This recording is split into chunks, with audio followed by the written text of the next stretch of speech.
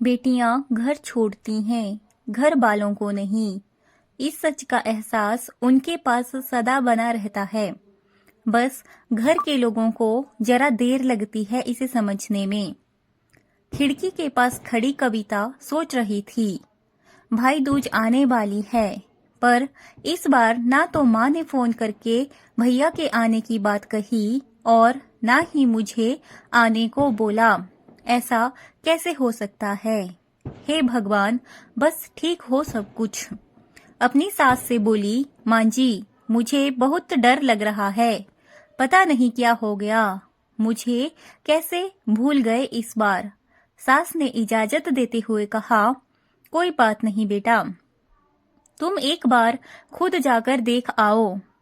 सास की आज्ञा मिलते भर की देर थी कि कविता अपने पति के साथ मायके आ पहुंची। परंतु इस बार घर के अंदर कदम रखते ही उसे सब कुछ बदला सा महसूस हुआ। पहले जहां उसे देखते ही माँ पिताजी के चेहरे खुशी से खिल उठते थे, इस बार उन पर परेशानी की झलक साफ दिखाई दे रही थी।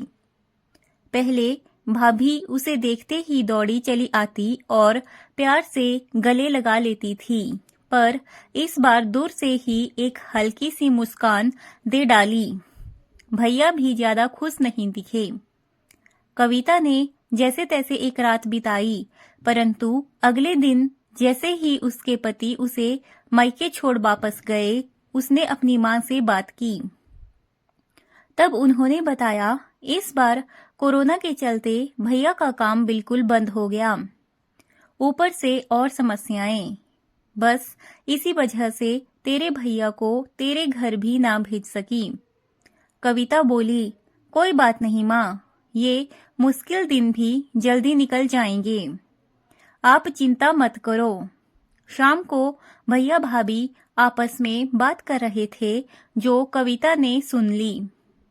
भैया बोल रहे थे, पहले ही घर चलाना इतना मुश्किल हो रहा था, ऊपर से बेटे की कॉलेज की फीस।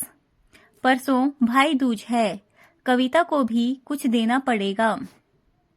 भाभी बोली, कोई बात नहीं, आप चिंता ना करें।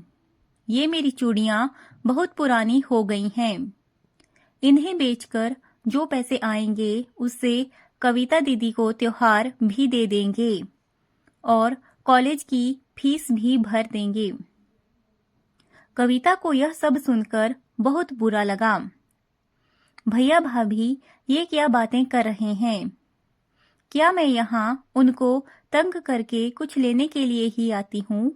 वह अपने कमरे में आ गई।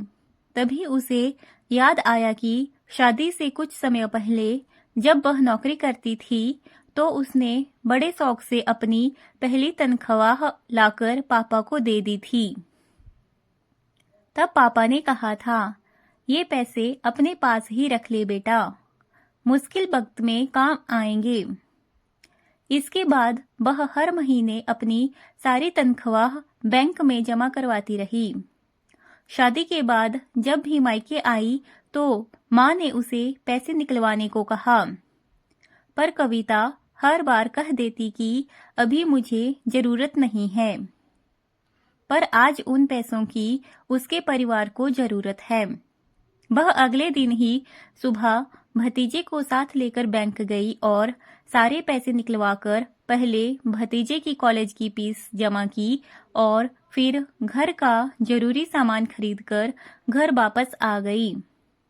अगले दिन जब भैया का टीका किया तो भैया ने भरी आंख से उसके हाथ 100 का नोट रखा।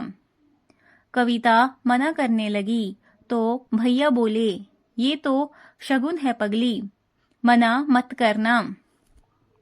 कविता बोली, भैया बेटियां मायके शगुन के नाम पर कुछ लेने नहीं बल्कि अपने माँ बाप की अच्छी सेहत की कामना करने, भैया भाभी को माँ बाप की सेवा करते देख ढेरों दुआएं देने और बड़े होते भतीजे भतीजियों की नजर उतारने आती हैं। जितनी बार मायके की दहलीज पार करती हैं, ईश्वर से उस दहलीज की सलामती की दुआएं मांगती हैं। जब मुझे देख माँ बापा के चेहरे पर रौनक आ जाती है, भाभी दौड़कर गले लगाती है, आप लाड लगाते हो, मुझे मेरा सगुन उसी समय मिल जाता है। अगले दिन कविता ने मायके से विदा लेकर ससुराल जाने के लिए जैसे ही दहलीज के पार कदम रखा कि भैया का फोन बज उठा।